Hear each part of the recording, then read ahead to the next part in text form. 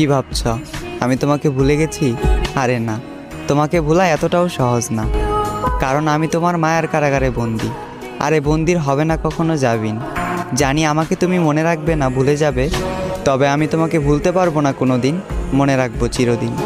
তুমি আমায় ভুল বুঝেছ আর চলে গিয়েছো অভিমানে, তবে আজও রয়ে গেছো আমার হৃদয়ের গহীনে। আর এই হৃদয় থেকে তোমাকে সরানোর সাধ্য আমার নাই। তোমার থেকে অনেক জানতে ইচ্ছা করে, আমাকে ছেড়ে তুমি যাকে চাইলে সেও কি আমার মতো করে তোমাকে চায়? সেও কি মন খারাপের দিনে তোমাকে আমার মতো করে হাসায়? সেও কি তোমার অভিমানের ভাষা বুঝে? সেও কি সারাদিনে একটু কথা বলার জন্য বাহানা খুঁজে? হয়তো হ্যাঁ, কারণ সে তো তোমার মনের মতন। তাই বলি আমার মতো তাকে অবহেলা করিও না, মন গহীনে রেখে করিও তাকে যতন। তুমি আমার কাছে ঠিক চাঁদের মতন, তাই দূর থেকে তোমাকে দেখি অন্য কেউ তোমাকে স্পর্শ করবে, এই কথা ভাবলে অশ্রু জলে ভেসে যায় আমার আঁখি।